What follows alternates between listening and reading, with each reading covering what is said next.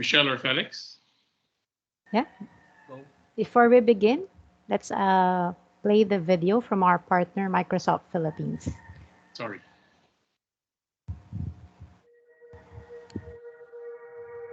How do we empower every person and every organization on the planet to achieve more? It starts with one employee, one developer, one organization. From one employee to a team collaborating with another team. from one organization to their customers, to their customers' customers. Helping local communities, creating jobs, increasing productivity for the global economy, our society. our world. That's the impact. That's the impact. That's the impact each of us can have. That's our opportunity. 100,000 plus employees. 75 million organizations. 7 billion people on the planet. 100 to 75 to 7.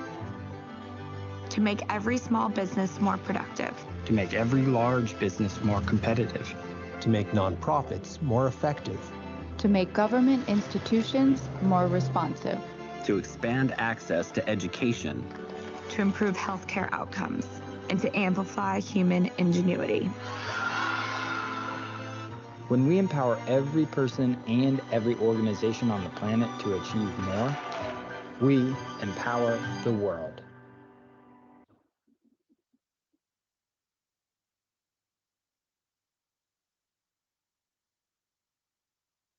Good morning again, everybody. We're very excited to get to the talk, but there's some housekeeping I should do before that. Good morning and welcome to the fourth session of Leading in Extraordinary Times 2021, where we've invited top business leaders to talk about how they are leading and transforming their organizations through this pandemic. In this year's XO series, we've had Grab Philippines Country Manager Grace Veracruz, First Philippine Holdings CEO Federico Lopez, Vicky Lopez, ICTSI's EVP Christian Gonzalez. Our speaker today is Lance Gokongwei, President and CEO of JG Summit. Lance is going to discuss how he and his team are navigating the conglomerate through this pandemic. After today, our final XO leadership session for this year will feature Globe Telecom President and CEO Ernest Koo. At this point, allow me to thank our series sponsor, Microsoft Philippines, and our media partner, Business World. We'd also like to acknowledge our trustees who are present here today, or at least have registered, and I'm not sure if they've logged on already. Jaime Augusto Sobel de Ayala, Risa Mantaring, Doris Hall, and Itos Cruz. Also joining us is Ambassador Stephen Robinson of Australia. I also saw Prime Minister Virata earlier on. Good morning and thank you everybody for joining us. Last year, when the pandemic hit, MBC started this CEO leadership series so members could learn from each other and share key lessons and insights from this prolonged period of difficulty. The COVID-19 pandemic is perhaps the biggest crisis in our lifetime, affecting families, businesses, and communities all at the same time. But crises bring opportunities for learning and growth, and we hope the series has been, so far, a source of inspiration for you. There are recurring themes in all of the talks, almost always starting with taking care of your people, and then taking care of your partners and customers. Alongside those, empathy, collaboration, faster decision-making, and digital transformation. Our speaker today, Lance Gokongwei, is President and CEO at JG Summit. We're honored for Lance to join our Extraordinary Leadership Series. JG Summit is one of the largest and most complex conglomerates in the country, which has brought both challenges and advantages in this unprecedented time. Let me share some examples. We know how badly Cebu Pacific was hit, but earlier this year, it managed to raise $250 million from long-term investors. Retail is also badly hit, but has the resources and long-term thinking to pick up more chains during this time. John Gokongwei's first business, Universal Robina, remains the rock. Based on first half results, sales are little changed from 2019 to 2020. Many of us would love to have zero growth at this time. But that's partly because an impressive 2/3 of sales already come from abroad, which may allow the company to grow faster than the Philippines' rate of growth in the coming years. Investing overseas has also helped Robinsons Land, with sales of its Chengdu project shoring up its top line. Earlier this month, it completed the country's biggest REIT offering, raising $23.5 billion pesos. I suspect Lance will touch on all of these, but let me get through this anyway. And don't forget, JG Summit's investments in PLDT and Meralco, two of the country's most pandemic-proof enterprises. As with all of us, there had to be a lot of crisis management in the past year and a half. But as you can see, bold investments made years and decades ago gave the group the resilience to weather and maybe even benefit from the crisis. This thinking reflects the founder-entrepreneur mindset Lance got from his father, which he says is his mission to nurture among his executives and employees, and is reflected in two tenets at the group. The title of today's talk, Where to Play and How to Win. There's much to learn from this, and I'm very pleased to turn over the mic to Lance to share these ideas with us. Lance, in advance, thank you very much for doing this. Thank you, Coco, for your generous introduction. Before I begin, please allow me to acknowledge His Excellency Stephen Robinson, Ambassador of Australia to the Philippines, and the MBC trustees led by Jaime, Risa, Doris, and Itos. Good morning to all of you and to everyone joining us in today's session of MBC's Leading in Extraordinary Times. It is my privilege to share with you the Gokongwei Group's transformation journey, which started even before the pandemic, our COVID-19 recovery plan, and how we are continuing to build and strengthen our business. JG Summit was on a strong growth trajectory when the pandemic unexpectedly gripped the whole world. We had just ended 2019 with a solid performance. We are on track with our plans to build on the excellent legacy that our founder, Mr. John Gokongwei Jr., bequeathed us. And through his vision, we have significantly expanded our business portfolio over the past few decades. Today, JG Summit's core businesses include Universal Robina, Robinsons Land, Cebu Pacific, JG Summit Petrochemicals, and Robinsons Bank. JG Summit is also affiliated with Robinsons Retail and the Summit Media Group, and has investments in PLDT, Meralco, and Singapore Land. Since assuming my role as President and Chief Operating Officer in 2000, and eventually as CEO in 2018, my priority has been to put in place an organizational and governance structure that would allow me to focus on setting overall corporate strategy, allocating capital, and maximizing synergies of the business units within our ecosystem. We have developed and recruited top-notch leaders to lead our strategic business units, or SBUs, in JG speak, many of which are major listed companies in their own right. We have empowered our leadership teams to be responsible and accountable in steering their respective business segments. Our objective is to enable each SBU to be more responsive to the fast-changing business environment. In 2019, we continued our enterprise transformation journey. We revisited our purpose, values, and our 5-year ambition. We embarked on a long-term strategic planning process using the Objectives, Goals, Strategies, and Measures model, or OGSM model, to develop and document our 5-year business strategy. We crafted our portfolio strategies on where to play and how to win through our strategic enablers, which we identified as leadership and people development, customer centricity, digital transformation, and sustainability. We identified the value of our holding company as that of capital allocator, synergy creator, and center of excellence in support of the SBU's growth strategies. Just as my father saw the Second World War as a great equalizer, this pandemic has also been an equalizer. The virus has subjected the whole world to a grave health risk that has massively disrupted our lives. COVID-19 also came at a time when JG Summit was starting to reap the fruits of its transformation initiatives. Suddenly, we were thrust into a very unfamiliar business landscape that had put our resilience and strength to a supreme test. Our purpose, values, and ambition provide us the clarity, courage, and confidence to navigate the unprecedented challenges. Together, they form our North Star that guide all our action. The pandemic has only highlighted the need to remain faithful to our purpose, which is our unrelenting commitment to provide better choices for our customers, creating shared success with our stakeholders. We believe that if we live out our values of entrepreneurial mindset, integrity, and stewardship to deliver on our purpose, no challenge is insurmountable. With the onset of the pandemic in March last year, we lost no time in implementing an aggressive 5-point plan that focused on first, protecting the health and safety of our people and customers. Second, ensuring operations and supply chain continuity. Third, strengthening our balance sheet. And fourth, helping our communities and our country. Fifth, and as importantly, we continue to pour a lot of effort in reimagining our business and exploring new opportunities to continue to be a leader in the new normal. Our top priority has always been to keep our people safe and protected. The pandemic served to remind us how important our health is and that no one is safe until everyone is safe. We monitor our people's health conditions and implemented various measures to protect their well-being, providing transport, lodging, services when public transportation was shut down, allowing work-from-home arrangements, and setting up extensive telemedicine and vaccination programs, among others.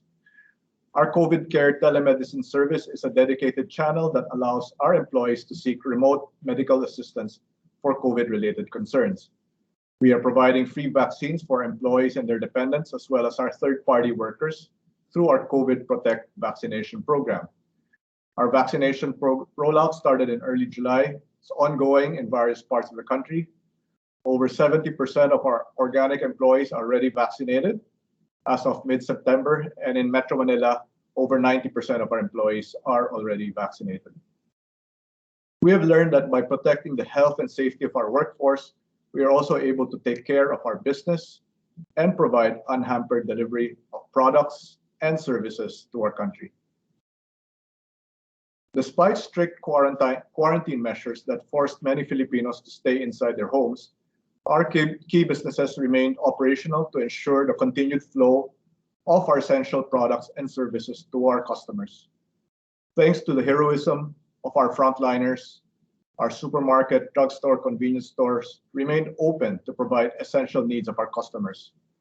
Through all of March to May last year and up to now, Cebu Pacific continued its Bayanihan flights to repatriate stranded OFWs and tourists. Our cargo operations transported essential goods, including medicine and PPEs for healthcare frontliners. And at least 60% of our Robinsons Bank branches were operational throughout the pandemic. The number of branches continued to increase as quarantine restrictions eased. Likewise, our food and petrochemical plants, which are part of the essential industries category, continued their manufacturing operations to ensure a steady supply of products for their customers. To mitigate the impact of the pandemic on our financials, we have taken measures to further strengthen our balance sheet. We implemented austerity measures and reviewed all our capital expenditures with an eye towards completing and prioritizing existing projects and being prepared for the new normal. We also mounted capital raising exercises to further strengthen our cash position. Last year, we raised $600 million through an issuance of a 10-year bond that was well supported by investors. And in 2021, JG Summit and its subsidiaries has sourced an additional $2 billion in capital, including the following major initiatives. We have always recognized that for Cebu Pacific to get over this pandemic, it would require the support and sacrifice of all its stakeholders, including its capital and aircraft providers, as well as the government, its passengers, and especially its employees. Today, we are proud to say that Cebu Pacific has successfully raised $1 billion in fresh and committed capital. This includes a $250 million convertible note issued to the much respected International Finance Corporation and Indigo Partners, the world's leading low-cost airline investors. A further 12.5 billion pesos was raised through a convertible preferred share offering supported by JG Summit and other Cebu Pacific shareholders. Additional financing was raised from a consortium of Philippine banks, sale and leaseback activities, negotiations with suppliers and creditors, and stringent cash-saving measures, all with the intent of providing the airline with sufficient liquidity to operate until the return of normal operations. We are hopeful that this will happen by the second half of 2023. second half of 2022. Before the end of the year, URC will complete the divestment of its operations in Australia and New Zealand. After the transaction, URC will have a substantial cash balance to invest in geographies where it believes it has relative competitive advantage, such as the Philippines and the ASEAN. And just last week, Robinson's Land's REIT company, RCR, raised 23.5 billion, which is the largest REIT offering to date, making RCR the largest REIT in the country with a market cap exceeding 64 billion pesos. These funds will be used to further support the growth of RLC in all its core areas, including malls, offices, residential, tourism, and especially logistics and larger scale townships. COVID-19 is a crisis that needs a comprehensive solution. Once again, Philippine business demonstrated how responsive and responsible it is in helping alleviate the plight of our fellow Filipinos. Big businesses, such as our group, raised funds to provide for the immediate needs of the most vulnerable sectors of society. And similar to other companies, we provided guaranteed pay for our employees. Property developers, including us, also waived rental payments during the lockdowns. We in the private sector are now rolling out our own vaccination programs for our employees. And all of these initiatives and more from the business sector have cost billions of pesos. I would like to commend our partners and colleagues in Philippine business for continuing to rise to the occasion and for doing the right thing for the country. It has always been part of our conglomerate's culture to extend support beyond our organization.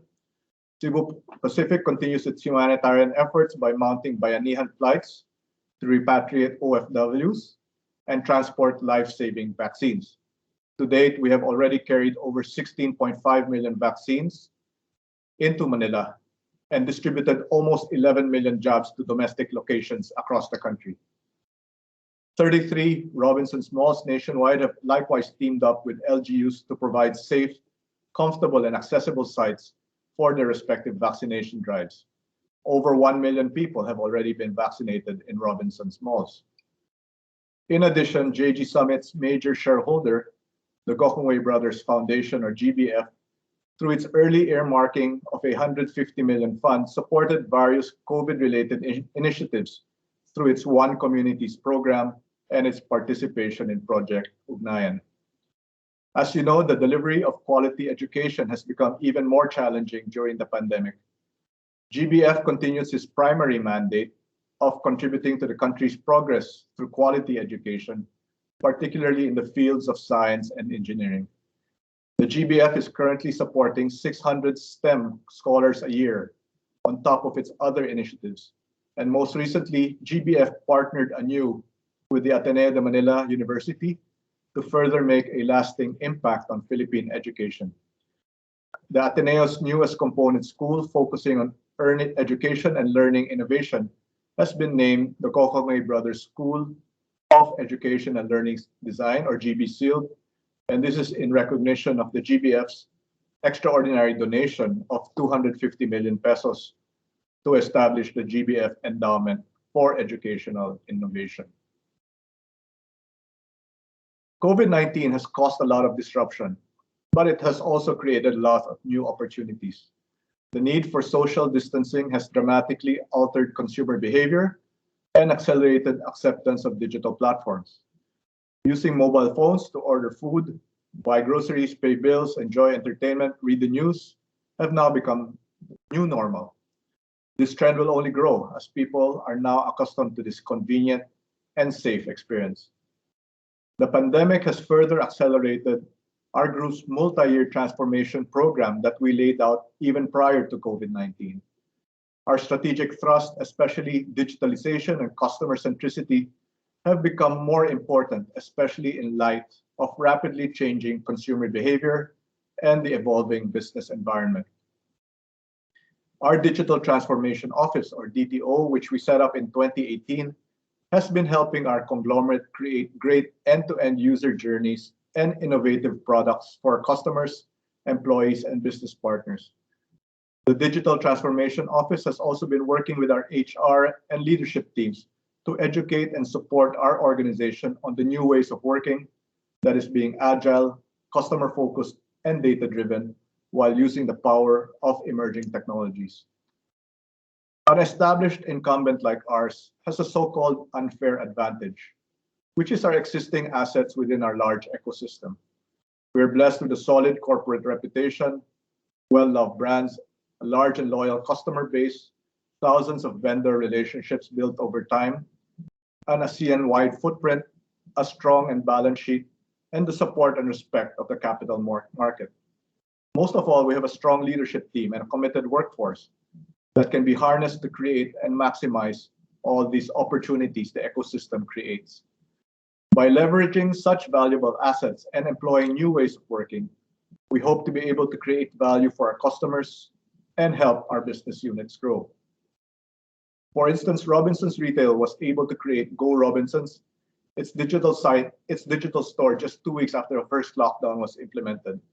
Go Robinsons, which started as Robinsons Supermarket online shopping service, now has 8 banner brands, including the Marketplace, Shopwise, No Brand, Handyman, True Value, Robinsons Department Store, and Toys R Us. Go Robinsons has also expanded its coverage area from pilot areas in Metro Manila and now covers the entire Metro Manila, as well as select locations in Rizal, Laguna, Cavite, and soon Pampanga. By continuing to grow the Go Robinsons platform in an agile manner and through other sales initiatives, our Robinsons Retail e-commerce sales have grown exponentially and are already more than 4 times compared to the same period last year. We also use our technology to strengthen our ecosystem plays. Data Analytics Ventures, or DAVI, is a newly formed company that is the repository of our extensive consumer data in the group. DAVI uses data to unlock new customer insights, leading to new product offers and business models that enhance customer experience and provide growth for our business units.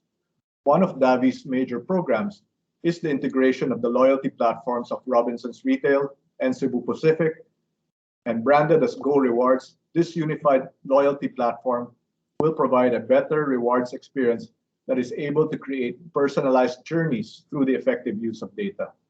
To date, we now have a total of 4.8 million Go Rewards members. By combining Davi's extensive consumer data and Robinson Retail's network of thousands of offline stores, we will be building a digital bank for unbanked Filipinos called GoTime, in partnership with Time Bank, one of the world's leading digital bank players. GoTime will help democratize financial services in support of the Bangko Central's goal to bring 70% of Filipino adults into the bank population and have 50% of payments done online by 2023. We continue to invest and partner with digital startup companies to learn from their business models, their company culture, and very importantly, from the very entrepreneurs who founded them.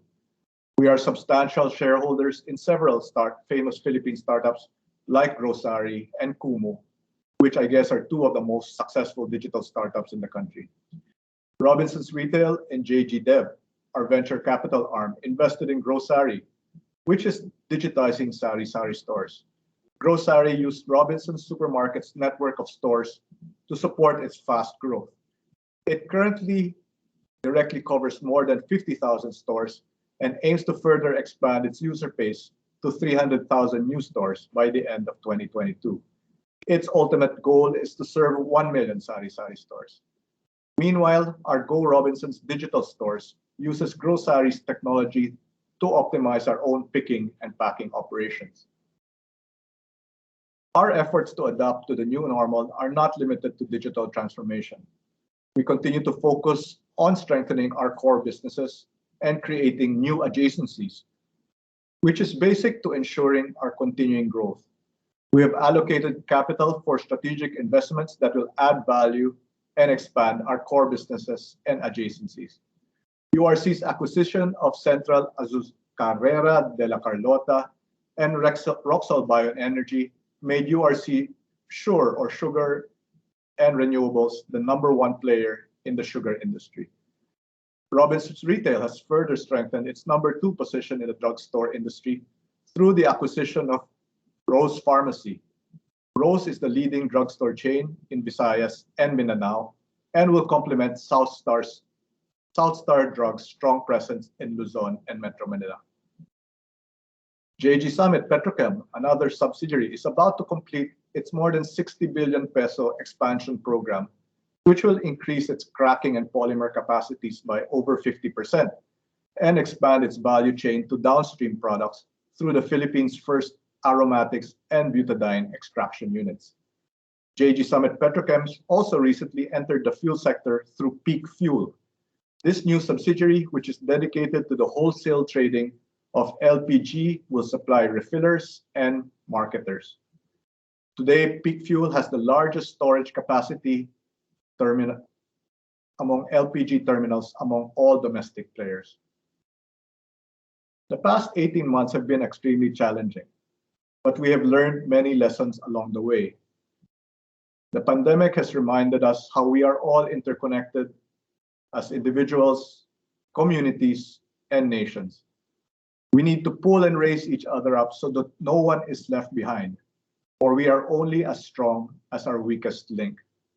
The message is clear. We are all in this together, and we all need to work hand in hand to build a safer environment, a better economy, and a stronger society for all of us. Difficult times have a way of revealing who we truly are and what we are made of. Resilience is definitely one of our group's strong suits. I'm constantly reminded of Charles Darwin's theory of evolution that I believe says it best. It is not the strongest of the species nor the most intelligent that survives. It is the one that is most adaptable to change. During the early period of the pandemic, there was great confusion and there was no playbook to guide us through. And yet, here we are now, getting better and wiser by the day, I hope and believe, because we have embraced change as an opportunity to improve and make life better for all. Truly, this pandemic has brought out the best in us. It has allowed our courage, resilience, and compassion to shine forth during this dark period in our history. It has also created a multitude of heroes amongst us, our healthcare workers, our frontliners, and every other person who is doing his share to make things better for all of us. Indeed, this is a defining period for humanity, and we have the power to make it our finest moment. Let us seize this golden opportunity.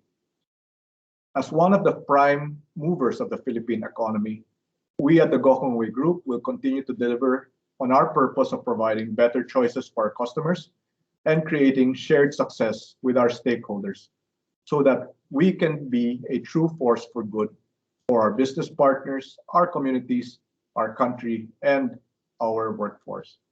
Thank you for allowing me to share with you today the transformation journey through this pandemic of the Gokongwei Group. Maraming salamat.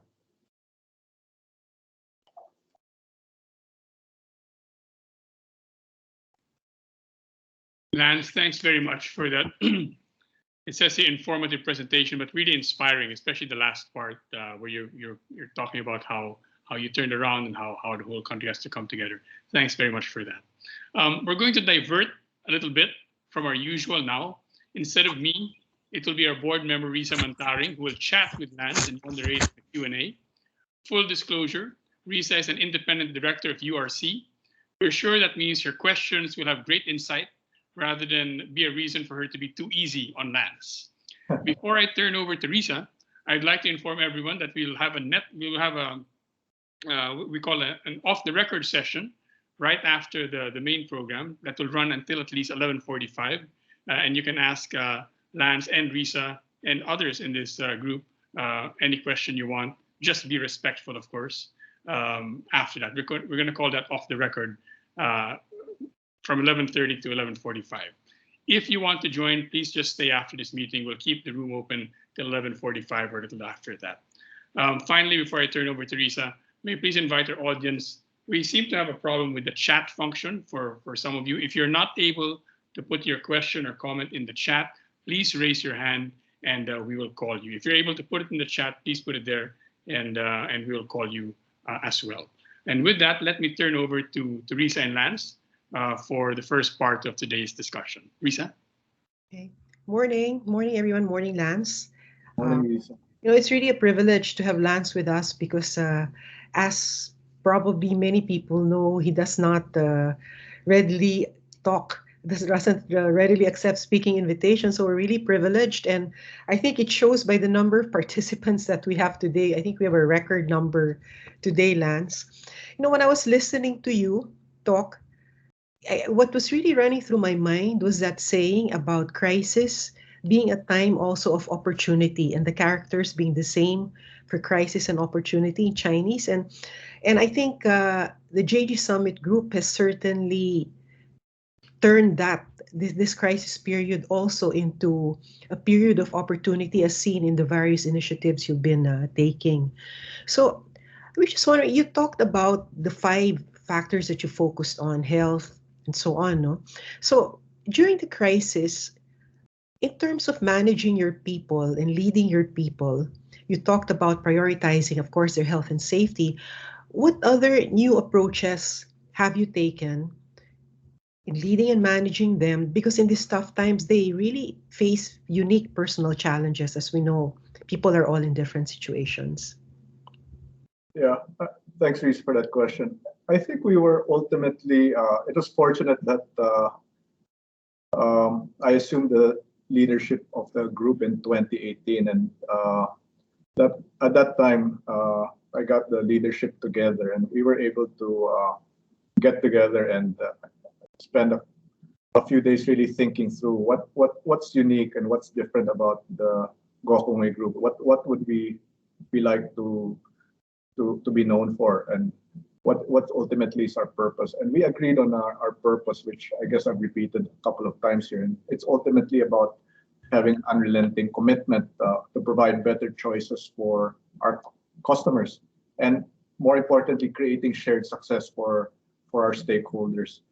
So I think over the last couple of years, fortunately before COVID, we've really taken steps to really build to first articulate the role of our JG Summit, that we did not want to be a command and control type organization. We wanted JG Summit to be a holding company that was really a center of excellence, that was a synergy creator, that would help connect ecosystem for our different strategic business units.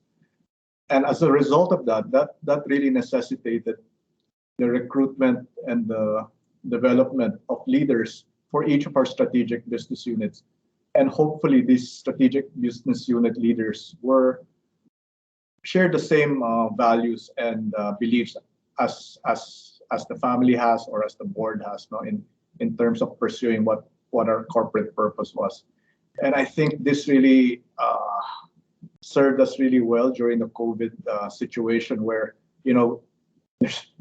there's basically you're working on a digital environment. People are distributed. You don't have formal meetings per se. You're just communicating via WhatsApp, via Teams, via Zoom, or the like. No, so you had to create a situation where people know what the general direction is, and I think that the general direction was focused on the 5 points, including health and safety, supply chain, strengthening the balance sheet, helping the community, and then pursuing the new normal, and then just really letting them go and supporting them in a way you can. It's really a distributed way of leadership, and I think this whole COVID crisis accelerated that. No, so I think that was probably the major change.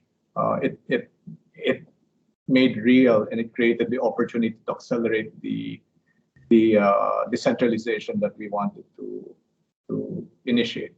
Mm-hmm. So do you foresee that the mode of communication or managing people to continue even after the pandemic? I think yes. I think it's probably this kind of workings. I find it very effective, and it's going to remain. I do miss the occasions for face-to-face interactions. I do think we probably have fewer but longer opportunities for retreats, for getting to know other for really interacting. But I do believe that most routine meetings will really move to Zoom or Teams or the like now. Mhm. Can you share with us some of the toughest decisions you had to make during this pandemic? I think it's clear for us we were, and I'm sure I'm sharing the same experience that many of our members in Makati Business Club faced. No, I mean it was just a very challenging business environment for us. We were in a lot of non-essential businesses that were affected by social distancing, most particularly the airline. A lot of our retail operations were affected, mall operations, and the like. No, so there was a need to adjust the right size our business to the business at hand and really conserve capital so that we would be around a couple of years from now when hopefully COVID does end.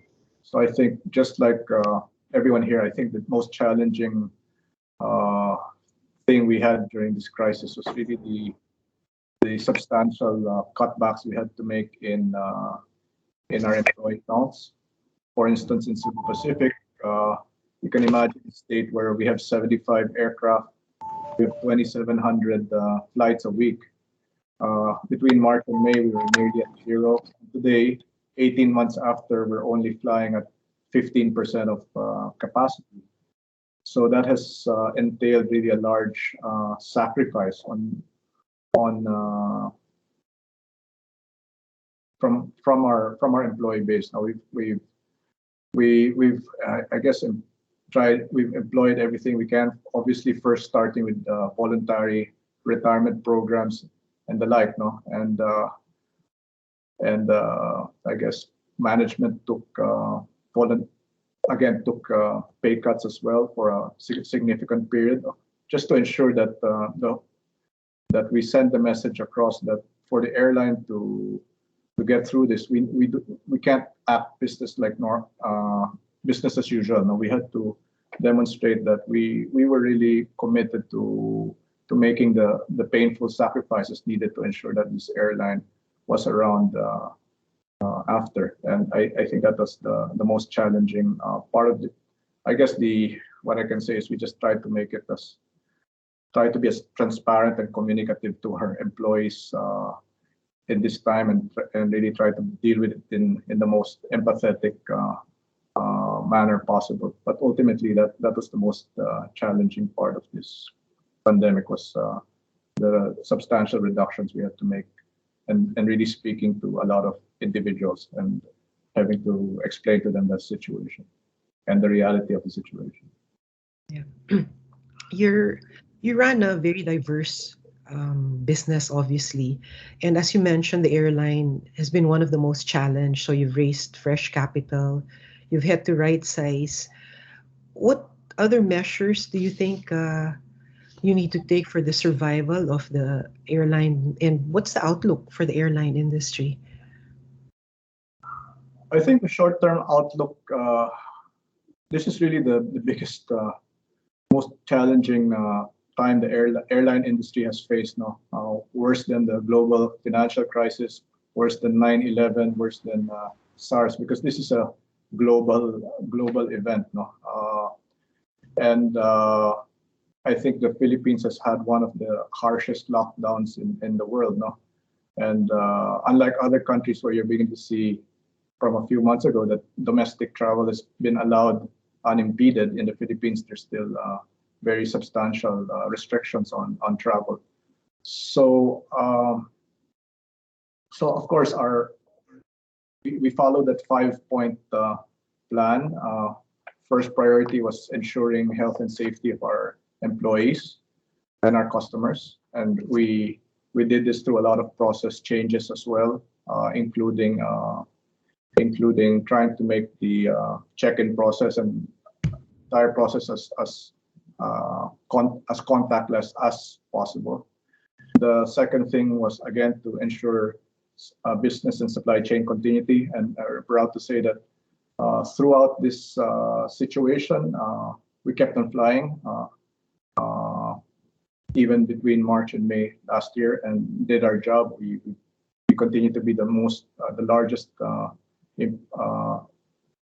partner of the government in bringing in vaccines into the Philippines. The third had to do with really managing the balance sheet, and this again, it really required shared sacrifice from all our stakeholders. We were able to bring in new investors who believed in our plan, in our ability to get through this. This includes the IFC and the Indigo partners. I think JG Summit chipped in, and a consortium of Philippine banks also chipped in. We're fortunate that we got this kind of holistic support. We did not have to go through bankruptcy processes or the like. No, because I guess everyone recognized the need for support and shared sacrifice at this point. And they believed finally in a fourth in the business plan, which was really, we anticipate that this could take a long time, perhaps another year or so. We had to have enough liquidity to get through that. And we have to start being forward looking. What does the airline industry look like when this all ends? No?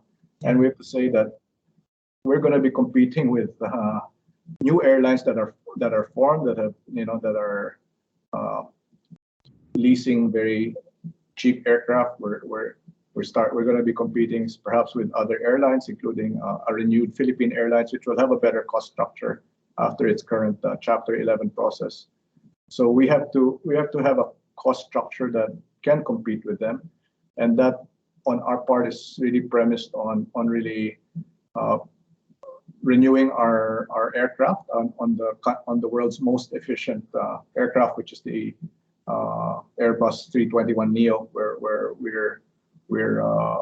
which will be a major backbone of our fleet. We're also recognizing that there are changes in behavior of our customers. They will be completely digitized, or they want to use digital channels. So what we've done is we've developed a new, future size and shape program for our airline, which aside from bringing our costs and our efficiencies up, bringing new aircraft, also entails digitizing our entire suite of processes, particularly those required to run operations, communicate with customers, etc. So those are really the backbones of our future size and shape program. It's really all about competing with sturdier competitors in the future, and second with customers who have different expectations now with regards to how they are provided service, primarily in a digital way. Yeah, actually, the digital transformation of the whole JG Summit Group is really very interesting because it's going at an accelerated pace.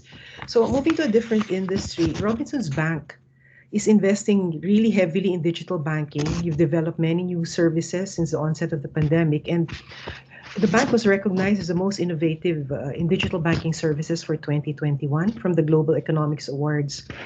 So if you look at the companies of the JG Summit Group, they're all big players in their field, but the bank for now is not.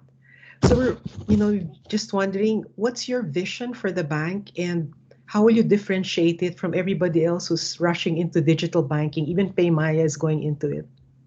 You're right. I think this is. I guess I always tell my team that at the bank that we probably got one of the larger ecosystems in the entire country, but we have one of the smaller banks. But the bank over the last 5 years has taken that as a challenge, and our longer term objective is to get from where we were 5 years ago, number 25. We're now up to number 17 or 18. We hope to be in the top 10 position maybe in the next 5 to 7 years. And how are we going to do that? I think banking is really becoming a business of scale, because I guess there's a lot of cost efficiencies that come from being scale, but there's also a lot of necessary investment in people and in technology that only larger banks can can invest in and afford. So for us, I think it's maybe very challenging to get to a typical top 2 or top 3 position without. But we are looking to continue to grow both organically and to grow through acquisitions. We hope to be. Our main 2 focuses in the bank are first on really trying to deepen our engagement with the ecosystem that we have, with our, for instance, our retail operations or housing operations, or the 80,000 Gokongwei Group employees and their families, our huge supplier base. I think this is one ecosystem we haven't really fully exploited.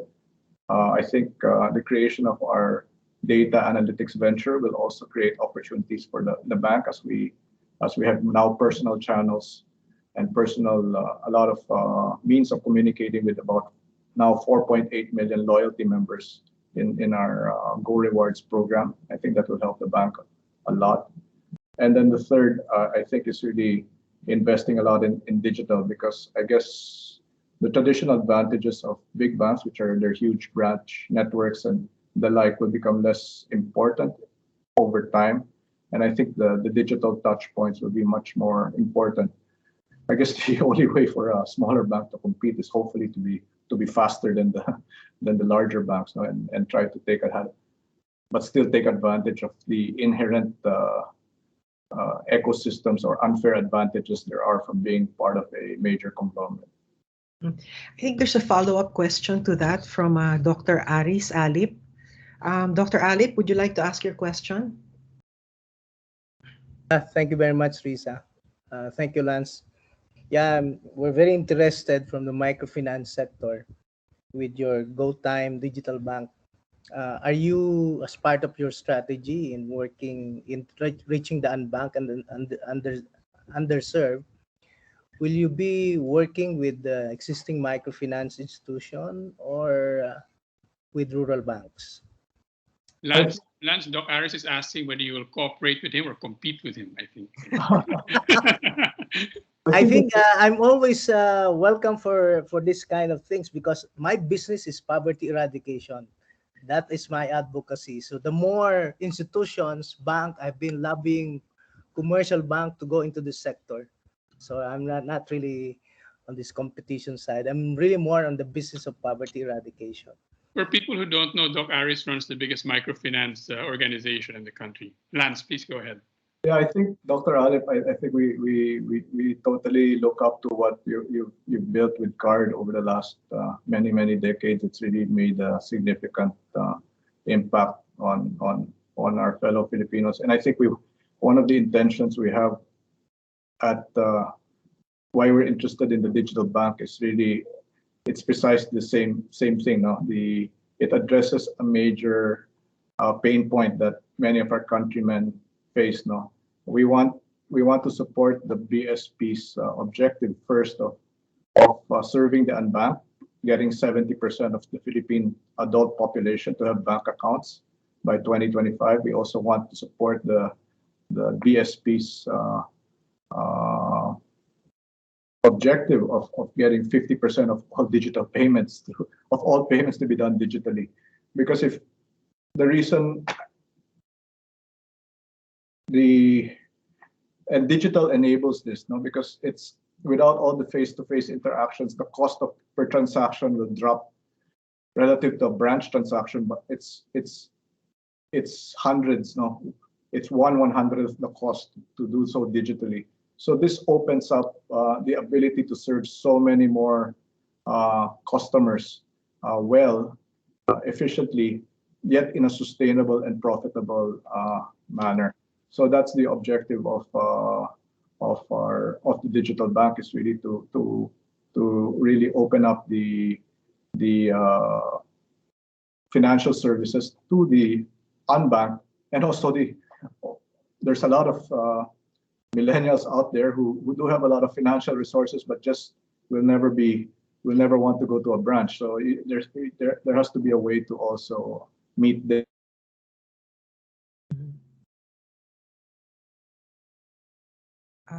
Did Lance freeze? Yeah, I think he froze. I hope we can get him back. Uh,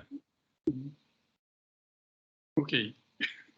It's hard when the main speaker is the one who's frozen. Everybody, we've had some problems with the chat box, but I think it's working now. If you do have questions, please type them there, and if not, please raise your hand and we'll get to them. I think Lance is rebooting to get back on the call. Doc Aris, are you still there? Yes, I'm here. Did you have well, we can ask this of Lance when he comes back. Did you have a follow-up question? Many of those sari-sari stores that he supplies must be your customers, right? Yes. Actually, we're also setting up our own ecosystem for the sari-sari store. We already have an application. We're in our sari-sari store, numbering to around 700,000 all over the country.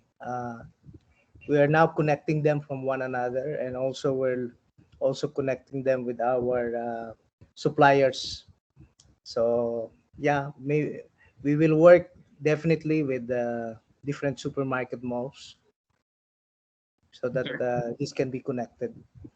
Yeah, because I also know very well Jojo, who is now your president CEO in Go Time. So I think I love to work with him. So how we can complement together, because I think we both have similar objective with Go Time, and I think we can have best complementation.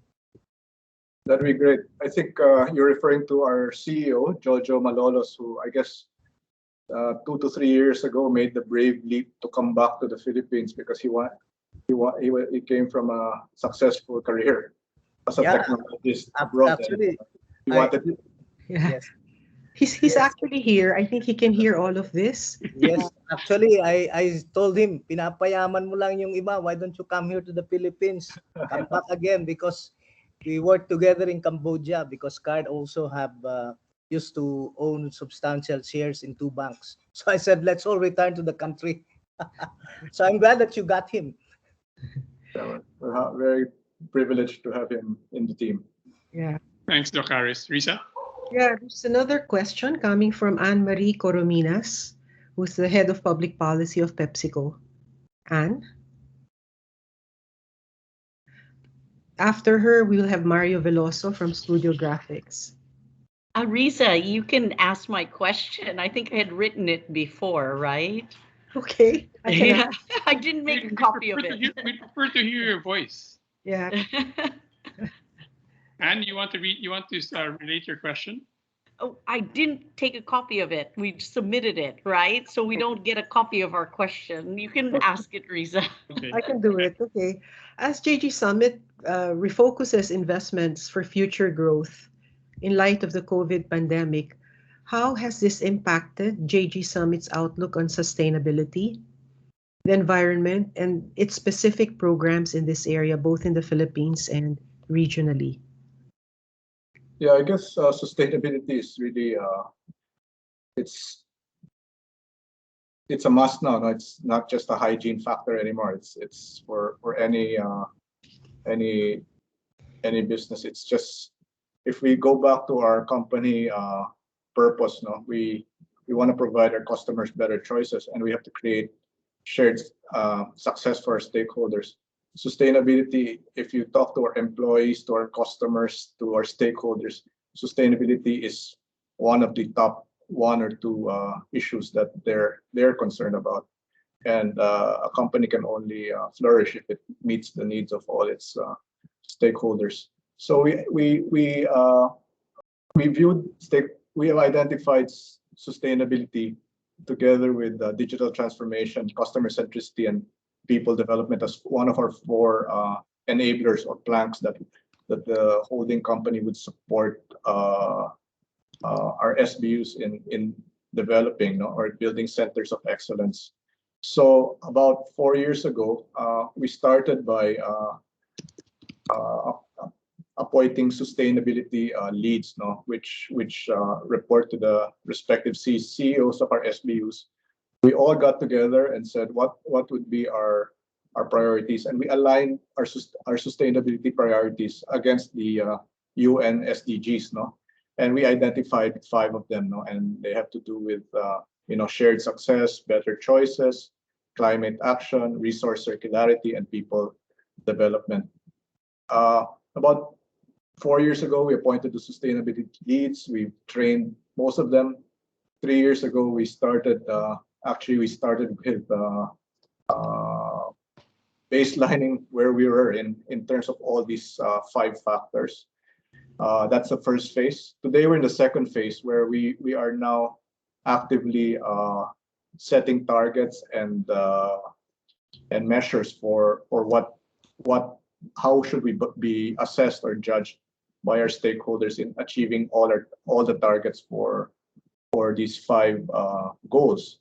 And our objective is 2 to 3 years from now, we'll reach the stage where other companies a little bit more ahead of us or more mature than us are reaching, where they have independent auditors and raters who are now able to assess their sustainability performance. So I would say we're ongoing journey. We've done the identification of what we want to do. I think we've done the baselining.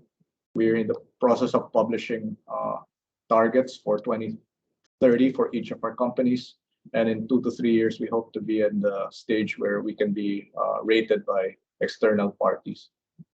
So it's an ongoing journey, and I think it's a journey which a lot of our employees are really, really interested in and very happy to participate in.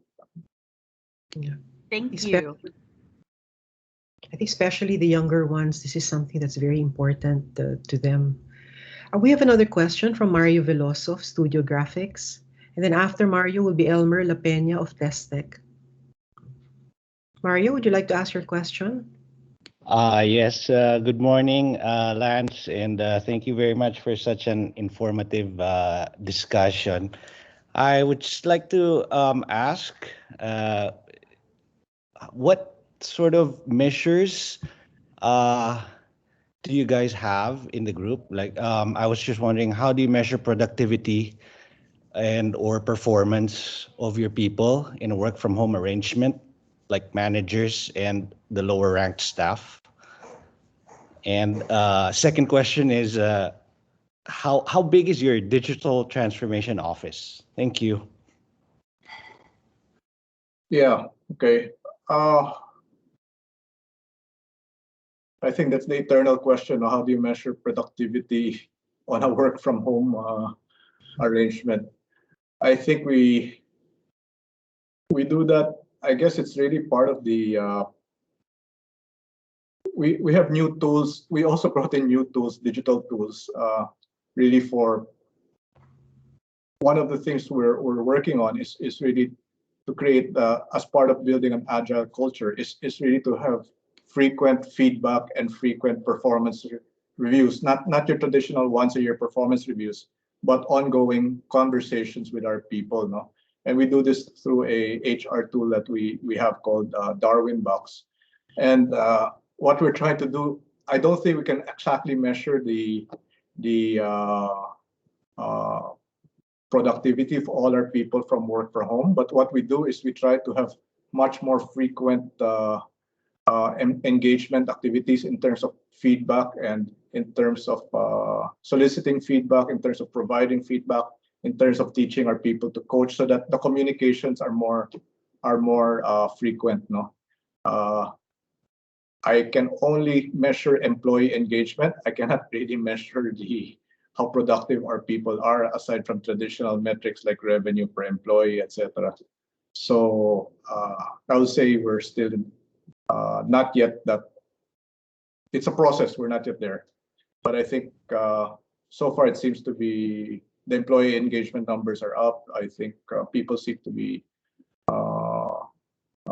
Our surveys show that people feel productive from a work from home environment, but I would say the vast majority of them would want to start working at least in a hybrid environment, working 2 to 3 days a week. I would say that's what we're hearing from 80 to 90% of our people.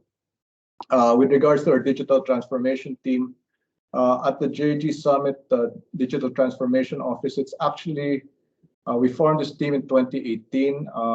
The objective here really is to build a center of excellence to for all our other business units, because I guess the talent for digital transformation is quite hard to find. I'm fortunate that the person I asked to lead this group is actually my sister, Liza Cheng, and maybe she's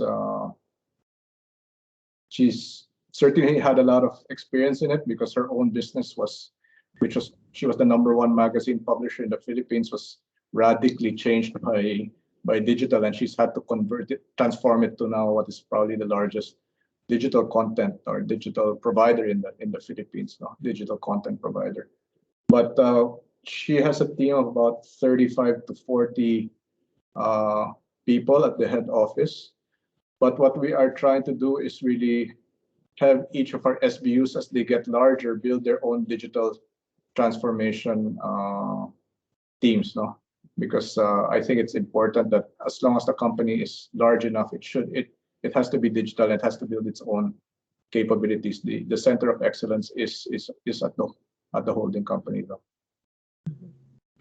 Okay, thank you, Lance. Next question from Elmer La Peña. Yes. Yes, Elmer. And then we'll have Myla after that, Myla Villanueva. Elmer? Yeah, good morning. This is such a great opportunity. Thank you so much. And so, I'd like to follow up on the discussion about hybrid work from home arrangements and digitalization, because what's happening is we're finding that a lot of other companies and people are able to get people who are otherwise unable and unfit to work on a regular basis, 8 to 5, go to the office and all that, to now work from home, and to actually our realization is that we're seeing more people becoming available, and we're increasing now um, people who can do the same jobs. Some jobs don't require 24 continuous coverage, and people can work on a part-time basis, so that tends to increase the workforce availability. How does this affect, or what are your thoughts about how this will affect comp and ben and employment practices in the future? Is it going to drive cost of employment lower, for example? And then going to my original question, I just wanted your thoughts. Billionaires have talked about cryptocurrencies. They have their views. Warren Buffett still maintains that he doesn't want to touch crypto. What is your take on that? Thank you so much. I tend to believe that the cost for talent will, especially digital talent, they can work globally. They can work anywhere in this kind of environment. And the demand for their expertise will only go up. I think that cost will certainly go up because these skills are still very much in demand and are very limited. And we can actually see that in our own turnover rates. No? Maybe if the whole company averages turnover of 6 to 10%, you're seeing the digital talents are more like 20, 25%. And I think it's not only a question of pay for them. A lot of it is they want to work for startups. They want to work in a very flat hierarchy. They want to work in a place where they can make impact immediately. So I guess that's really one of the things we have to face as an employer.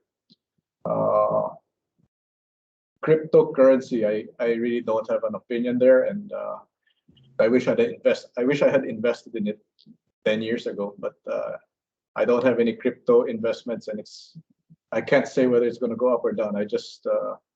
I'm sorry to say I didn't have any, and it's gone up maybe 1,000 times now. Yeah. I'm in the same boat. I wish I had invested 10 years ago, but I don't know if I want to do it now. So our next question is from Myla Villanueva. Hi, Lance. This is a more general question. Wanted to seek your thoughts. We have an election coming. The world is a different place now. And how do you feel about the geopolitical situation in our neighborhood? the credit risks arising in China, possible contagion effects, and how should we or how do the large businesses and small businesses alike prepare for this in your mind? I try and, I guess from a large business point of view, we have to take a risk management point of view and just say, what are the risks from this? But at the same time, we also have to realize that we're just very small fish in the pond, no? And we have no ability to impact such global activities. I tend to think generally that it's really based on what I observe, what I've seen, that periodically you have rising power, and this creates occasional clashes but I think it's, given that everybody's a nuclear power these days, I think it's probably better to at some point come to a compromise. But of course, there's going to be a lot of words, rhetoric, policies taken, and I think we've seen this story before. No, it's I think China's an inevitable force, and this thing about China having excessive leverage has been in the news for the last 2 or 3 decades. As long as Chinese savers are there, it's going to be very much like Japan, in my opinion. All the debt primarily is in local currency. Chinese savers have huge savings, and they're the largest creditors, perhaps, to the United States even. So maybe I shouldn't worry about things I have no control over. Myla, do you have a follow-up? I don't want to put him on the spot and ask about the upcoming elections. So thank you, Lance. Thank you, Myla. And congratulations on your digital journey. I'm watching it closely. Thank you. Yeah. Myla, you're also not allowed to talk about the election, about political, because you're PPCRV, right? Yes, I only seek all your support and diligence. Thank you. Myla heads PPCRV, and Risa is on that board as well. So please support them and other similar activities. Go ahead, Risa. Sorry. Yes. We have, I guess, a couple of questions, just the last questions. So one from Hudson Pelayo, and another one from Chai Mondehar. Since we talked about the digital, maybe I'll reverse the order and get Chai to talk first, because the question's also on digital, and then Hudson Pelayo to give the last question. Chai? Yeah, thanks, Risa. Yeah, we've been working with GE Summit. I'm sorry, Chai from Facebook. And we've seen a lot of companies actually go through a similar initiative, digital transformation, but not everyone has been successful. So I'm curious to ask, what has made JG Summit's journey different, and from what you've seen, accelerated even in the last 3 years?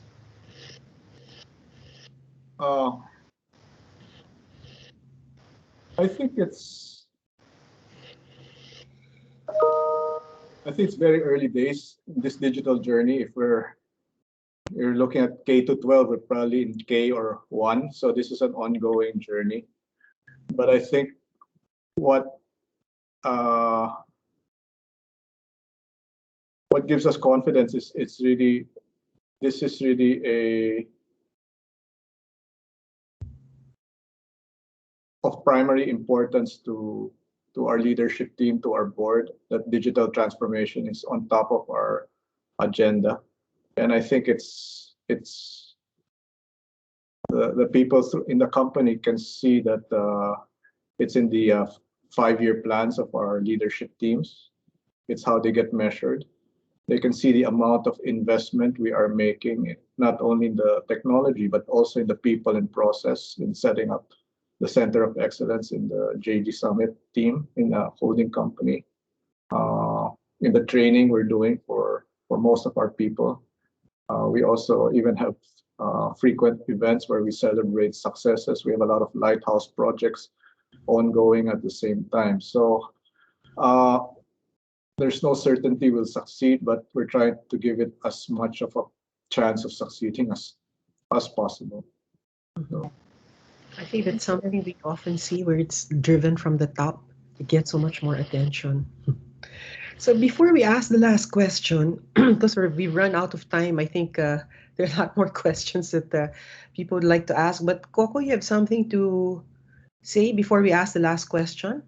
I think maybe Risa, let's ask a couple more questions before we go to that. Sayang naman. Okay, we'll ask Hudson first. Hudson Palayo, please go ahead.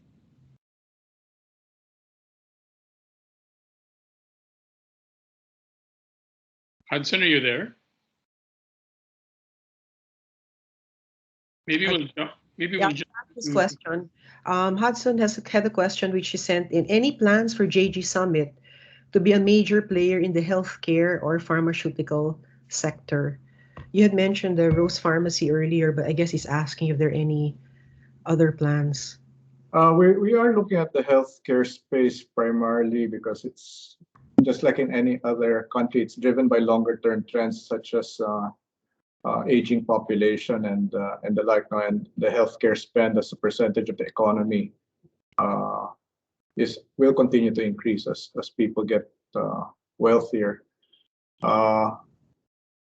I think from our assessment, though, we're not yet sure where we have a right to win in this space. No, the only space we're actively involved is really on the pharmacy side, no, where we own the leading generics brand, which is TGP, and we now have the second largest chain of drugstores, which are the combined South Star and Rose Pharmacy chains.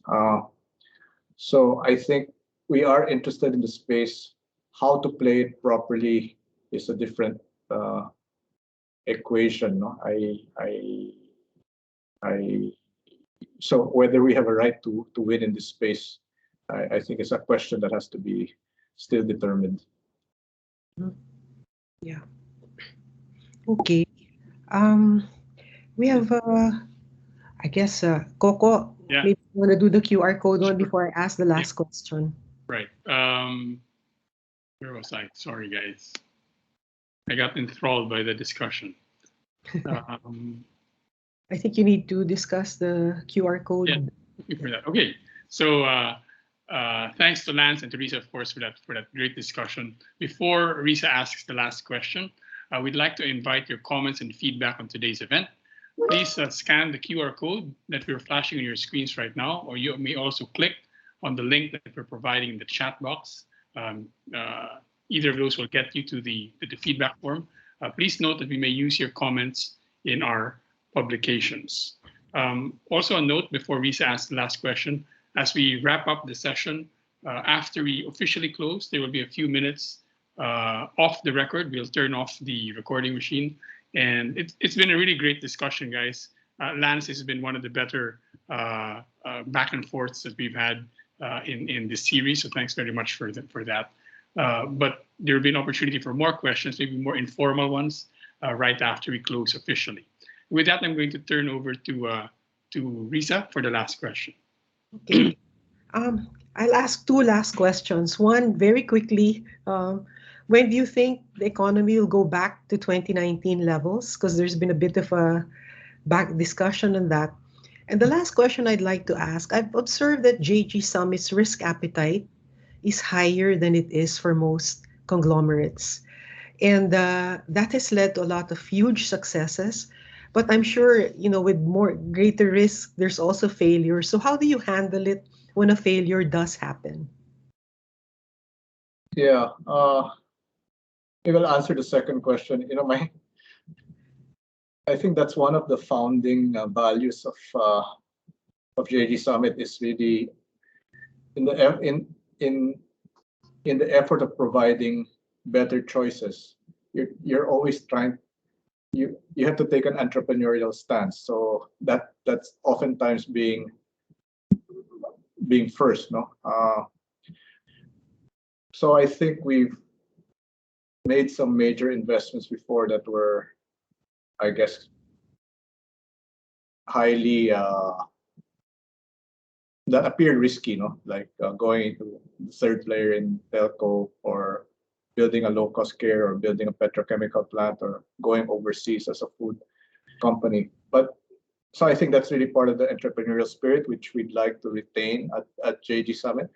But my dad always reminded me, though, that even though he may appear like a big better, it was always in a way a studied bet, a nuanced bet, and he would never risk more than 15% of the group's capital in any one project. And I would say that in a way, digital has changed all of this also, because investments you make now, you've heard the term MVPs, or minimum viable products. You don't have to bet the whole farm now to do something. There's ways to do to make experiments without while creating stage gates and really limiting the risk before you put incremental capital. So I think that kind of risk management is probably what's going to be introduced. We want to continue to take risks, but perhaps we want to stage risk in a much better way in the future. I think the moment we stop trying to be innovative or trying to be entrepreneurial, I think then we're in for a period of decline. With regards to when the economy will come back, I think it all really depends on the vaccination rollout. We're also very supportive of the government's effort to turn up the vaccinations. What's happening in Manila is encouraging, but of course we want to accelerate so that the whole country achieves this. I think the way it's looking, we're all hoping for end of 22. I think it's more likely early 23 is when we get back to 2019, right? Thank you very much, Lance. It's been a great discussion. Thank you for your, for all your responses. It's really been very informative. So I would just like to, so right now I turn it back to Coco for the rest of the session. Thank you, Risa. And thanks to our partner, Microsoft and Business World. Thank you to all the members and guests for attending today's session, and everybody who asked a question or posted a comment. Thanks very much for that. And of course, thanks very much, Lance, for accepting our invitation. As Risa said, you don't often do that, so this has been a very valuable session with you and sharing with us your key leadership insights. We really appreciate it. We would like to invite everyone to the next session, the final session this year of the Leading in XO Times series. That's on October the 16th. That will be with Ernest Koo of Globe Telecom. We'd also like to invite you to our new series next month. It's the Global Ideas Project, which will feature global leaders from Netflix, La French Tech, which is the French startup agency, and Wavemaker Partners, which is a venture capital firm focused in Asia.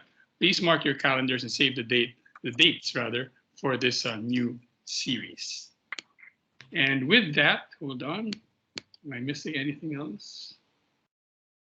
As announced, as we said earlier, as I'm about to close this event, but right after I close it, Lance and Risa agreed to stay for at least 15 minutes more for an informal discussion. It's been a great discussion so far. I think we can try to make an even better one in the next few minutes. And with that, I'd like to wish everybody a good day to all, and we look forward to seeing you again in our future events. Thank you, everybody, for joining us. Please stay on for a few minutes if you'd like to. Thank you, everybody. Thank you, everyone. Thank you, everybody. Thank you. So we have a session now that we're calling Off the Record with Lance and Risa. Risa is not necessarily the moderator here. You can ask questions of Risa if you